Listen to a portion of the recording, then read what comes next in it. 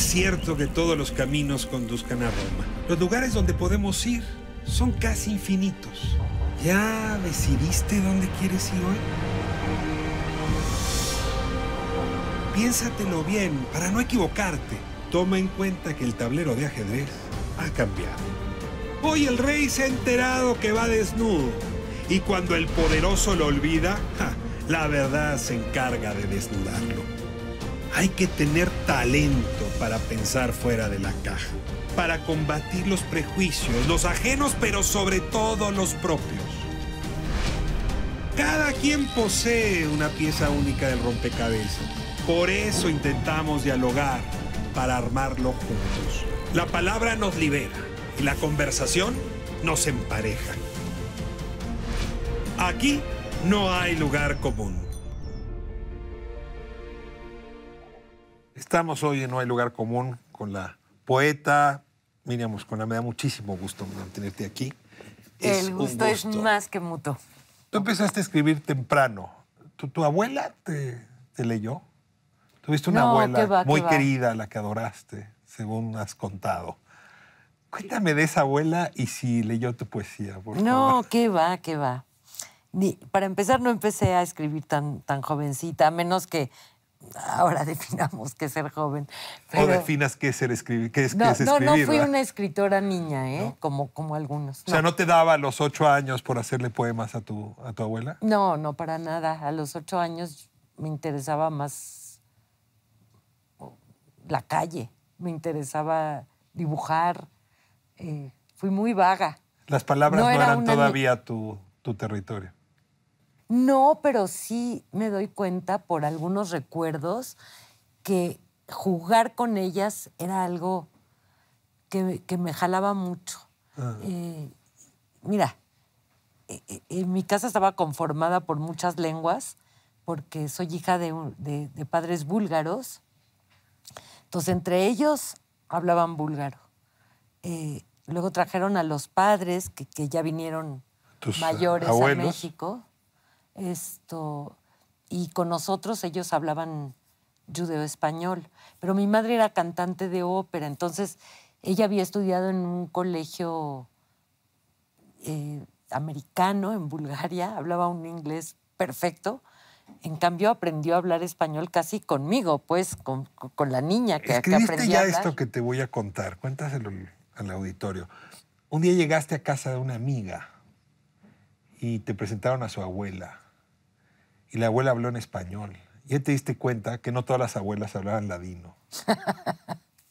Sí, para mí el judeo-español era... El ladino es el judeo-español, ¿no? Sí, tiene muchos nombres. Es españolí, judeo-español, ladino, etc.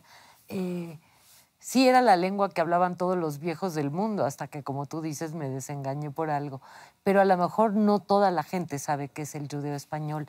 Y, digo, sin ponernos a dar cátedra ni mucho menos, tal vez habría que decir que es el español arcaico, un español del siglo XV, que es la lengua que se hablaba en España. Que los judíos sacaron de ahí y se la llevaron en su diáspora. Ajá, pero no el ladino. El ladino se da cuando se da el corte de la expulsión.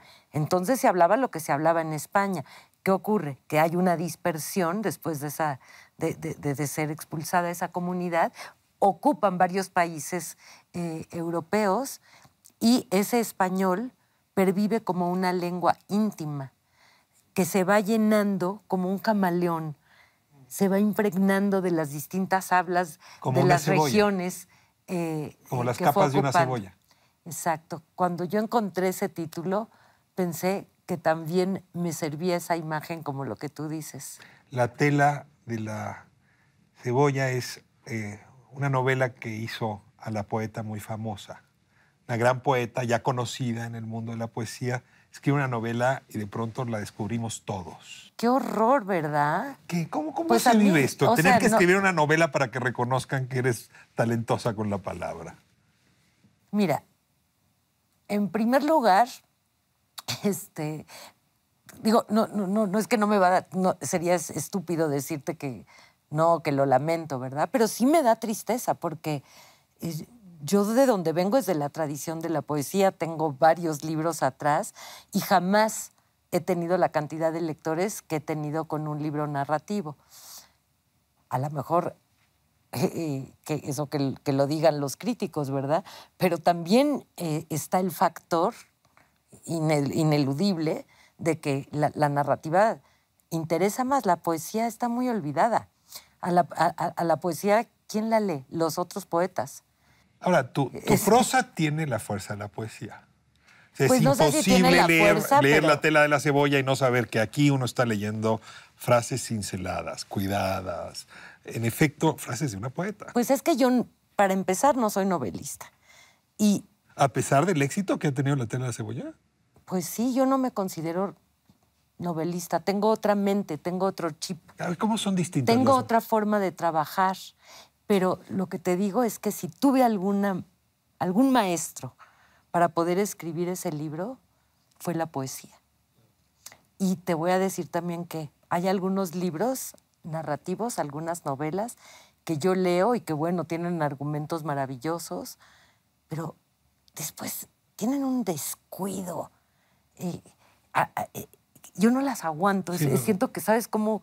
Me siento como si estuviera andando en un coche sobre un camino lleno de hoyos y me quiero salir de ahí. Mejor que cuenten la historia y no la escriban, porque la palabra escrita no es suya. Totalmente. Déjame regresar. Sí. El ladino, en español, es la lengua de tus abuelos. Una lengua que murió casi en la época de tus abuelos. Es decir, que le ha costado sobrevivir. Sobrevivir con la música. O sea, la música hoy, cantantes maravillosas. Sobrevivir con la poesía, pero está en un hilo. ¿Cómo vives el fin de esa época con la lengua? ¿Y por qué te comprometes como te has comprometido para rescatarla? No, yo no me siento en ninguna clase de rescatista, pero tu pregunta es muy interesante.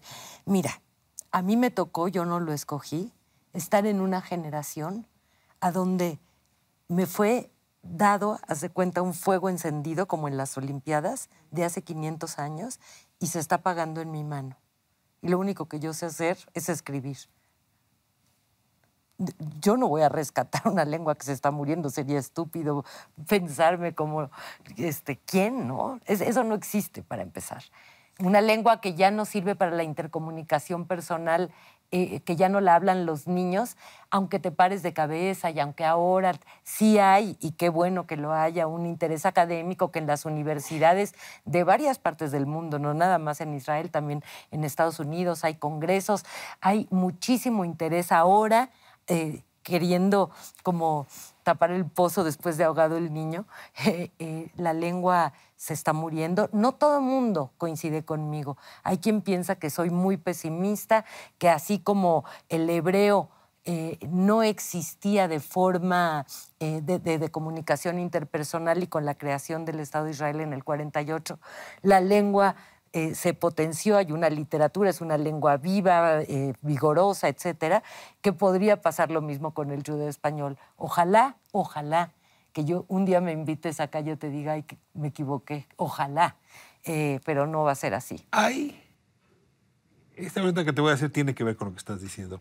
Hay ideas, hay argumentos, hay emociones que se transmiten mejor en ladino que en castellano. Pero todas las lenguas tienen esa naturaleza, por eso es tan triste cuando una lengua se muere, porque... Hay cosas que no se van a poder decir más. En inglés, cuando alguien dice I have the blues, a ver, traduce eso palabra por palabra. Es único y tiene que ver con toda una historia atrás. Tengo azul. Tengo blues. Tengo el azul. Increíble, porque además el azul a veces está relacionado con la melancolía. Es que la música ya salvó para siempre esa palabra. Sí, es increíble. Sí, hay palabras que solamente se pueden decir en su propio idioma, lo demás es son falso. expresiones únicas y en ese sentido es trágica la pérdida de una lengua. Que solamente pudieras decir en judío. Ay, hay tantas cosas. Mira, para empezar, hay muchas expresiones que jamás las diría en español. No soy una persona...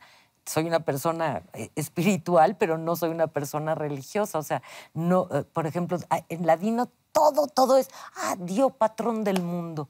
Dios santo y alabado. Son expresiones, no es que realmente te estás casi, sí, como persignando, haciendo la comparación, ¿no?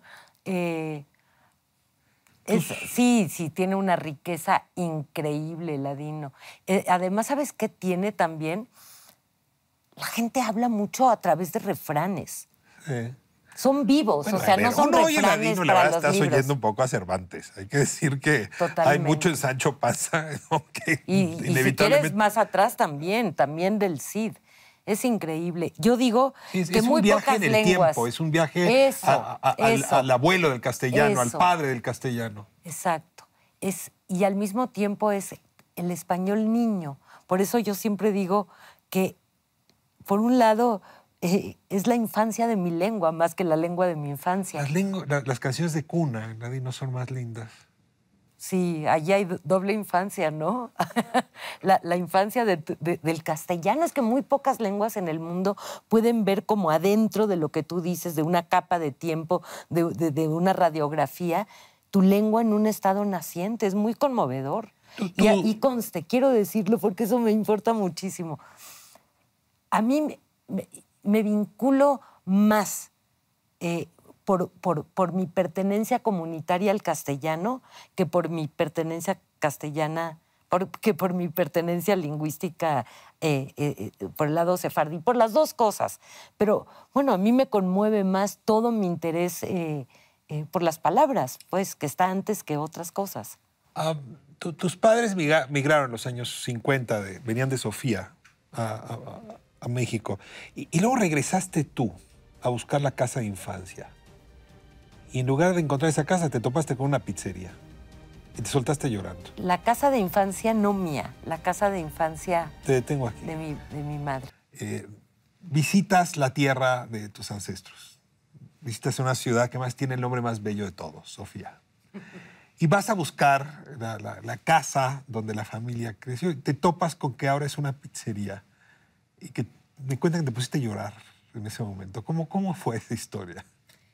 Bueno, es una historia medio tragicómica porque, en efecto, es una casa que fue bombardeada y que, bueno, hay mucha historia atrás, pero ¿Tus padres salieron después de la guerra? Sí. ¿De la Segunda Guerra? Sí. Y crece tu mamá en esa casa. ¿Qué es esa casa? En tu memoria, digo, tú no la viste. No, en mi memoria no hay... Yo no tengo una memoria, más bien yo tenía una imaginación sobre eso. Y yo Pero sabía... había una dirección, te habían dado palabras para nombrar esa casa. Íscar 33, una dirección concreta. Íscar 33, ¿qué quiere decir Íscar? Pues no sé, es el nombre de una calle en el centro de Bulgaria. Okay. Y entonces, pues yo podía decir esa dirección hasta dormida. Entonces iba con una amiga, buscamos la dirección, la encontramos, me tomé fotos junto al árbol, saqué el Kleenex, lloré. En la noche le hablé a mi hermano hasta México, le dije, es que fui, no te imaginas, la casa hermosa y el árbol. Y allí en Íscar 33, y me dice, oye, no es 33, es 36. Yo me confundí. Entonces al día siguiente volví a Íscar 36. Y volviste a llorar. Volví a llorar, volví a sacarme la foto, volví a sacar el Kleenex y también hablé con un mesero del lugar y le pregunté que si anteriormente había sido, como yo sabía, un jardín de niños esa casa. Y me dijo que si había yo hecho todo un viaje desde México.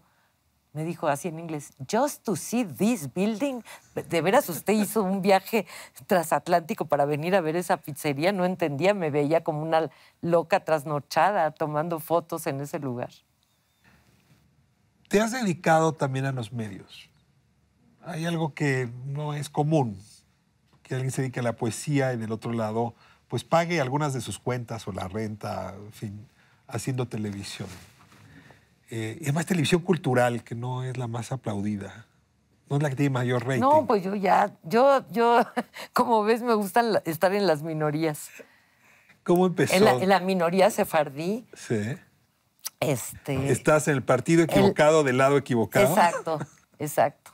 En el género equivocado, todo. No, ahí sí no te lo voy a tomar en serio. Mira, yo trabajé desde muy jovencita en la radio cultural.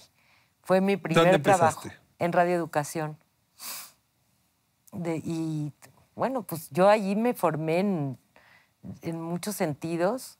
Luego trabajé en la UNAM, en fin, luego fui la productora, la encargada durante muchos años del programa de radio de Bellas Artes. ¿Y el trabajo con Pepe Gordon cómo arrancó? No, pues un día alguien me habló para decirme que si no quería yo en un canal naciente que iba a ser el Canal 22, trabajar para el noticiero. Yo dije, no, gracias, yo no hago televisión. Y me dijeron, no, pues ven a hacer una prueba. Es que no hago televisión, no tengo el oficio. No me interesa. Prefiero radio. Sí, 1000 veces, porque además la radio es más parecida a la literatura, la verdad. ¿Más que la tele? Por supuesto. Por supuesto. Es que pensé que estábamos haciendo literatura tú y yo ahora. Ah, lo siento.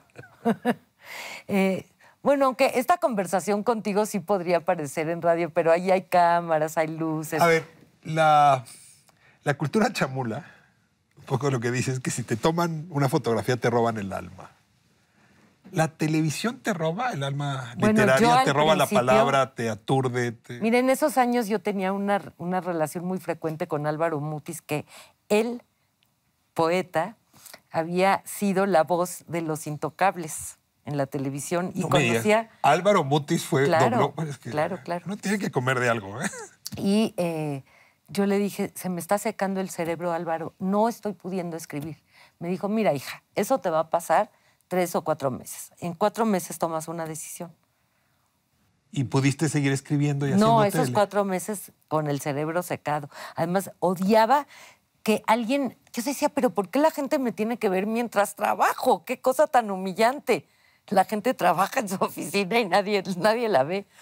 Pero bueno, pues, ¿sabes qué es lo que pasa? Que el trabajo también era tan fascinante y tan encantador. Ahora y era otro México. No había este zapping que hay ahora. Era el canal cultural de verdad. A propósito de la violencia o las violencias contra las mujeres y ciertas polarizaciones que distancian comunidades, que enojan mucho, ¿dónde estás tú? ¿Dónde te sientes más cómoda? ¿Con las feministas europeas, las feministas de Estados Unidos? ¿O estás lejos de esa discusión? No. Yo estoy en contra de un feminismo acrítico. Me parece que sería muy dañino. Y de pronto me doy cuenta que hay mucho esa tendencia. Me preocupa mucho. O sea, una suerte de religión feminista o de ideología feminista. Cuando yo he matizado mi postura al respecto, luego me atacan siempre con el mismo argumento. Entonces, ¿estás a favor de la violencia contra las mujeres? Hombre, por favor. ¿Con qué argumentos has matizado? ¿El tema de los piropos? ¿El tema...? Con muchos temas. Desde que hayan corrido a Kevin Spacey de la serie de televisión en la que estaba. Porque a los 25 años intentó seducir a un muchachito de 17. Así es. Hasta... Estamos exagerando. No, mira, estamos en una época donde la elocuencia del polo, de la polarización... Es que es un tema muy complejo, porque ve las noticias. La violencia contra las mujeres es todos los días en México, en la Ciudad de México, en Durango, en todas las colonias, en todos los barrios. Es una cosa impresionante. ¿Cómo voy a estar a favor de eso, por el amor de Dios? Es ofensivo que te digan, estás a favor de la violencia porque matizas. No, es que es algo que ahora sí que me alace a los chinos. Es algo terrible. Son lindísimos tus chinos, por favor. A ver, no es un problema... Pero no quiero un feminismo acrítico, no lo quiero. No es un problema de ausencia de palabras. Es decir, cuando alguien está dedicada a las palabras, entiende los matices, los recovecos, ¿no? Los rizos de la lengua.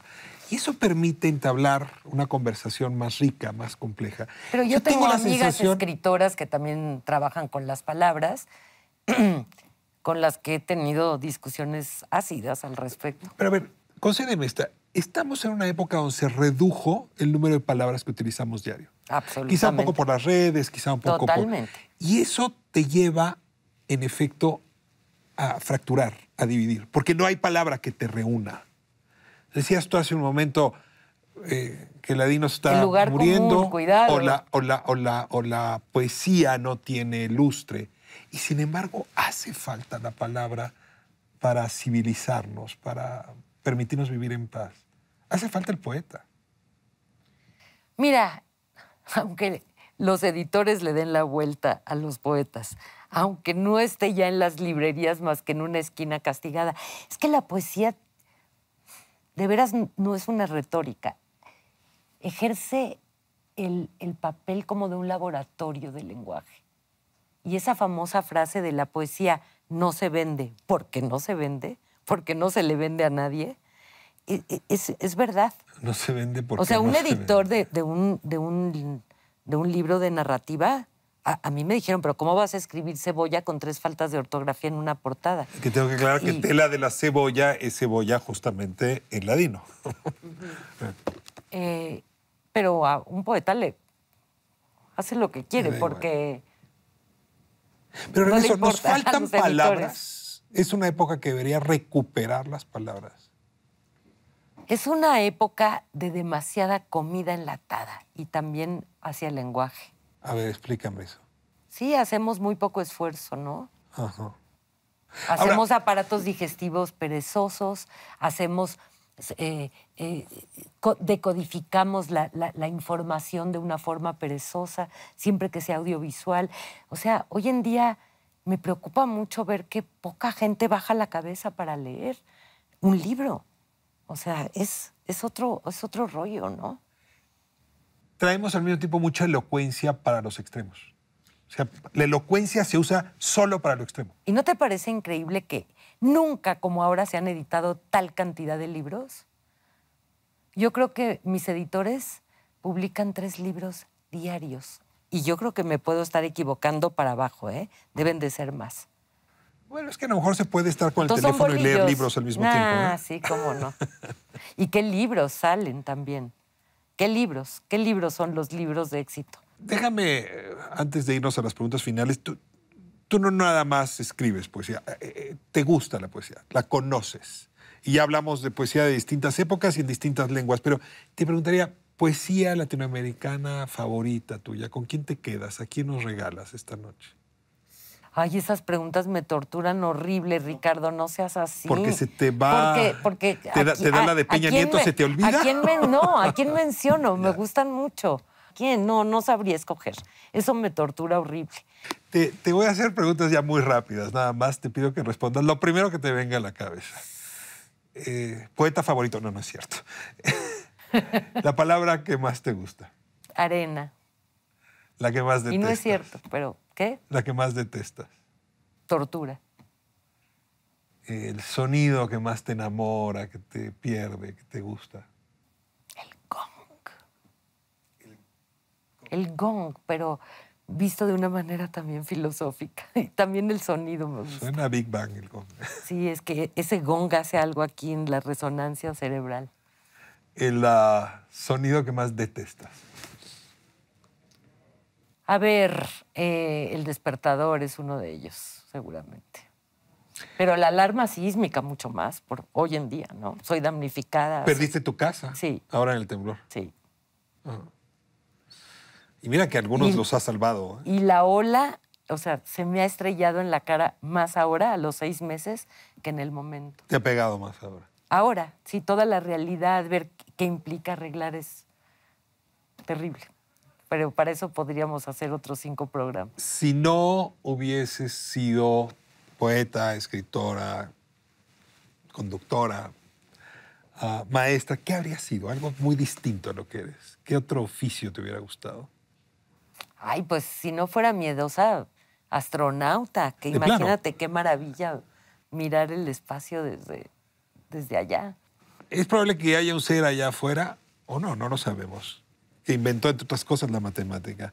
Si ese ser te saliera a saludar después de dejar este mundo, ¿qué te gustaría que te dijera? Que me dijera, no, pues ya que me abriera la puerta. ¿Y te dijera qué? Asseyez-vous, madame. Siéntese, está usted en su casa. Póngase cómoda. Dirían, qué gusto Querido. tenerte aquí. No hay ningún lugar común contigo y sin embargo construyes lugar común. Muchas gracias. Al contrario. Nos vemos próxima semana, ADN 40, 7 de la tarde. Todos los sábados. No hay lugar común.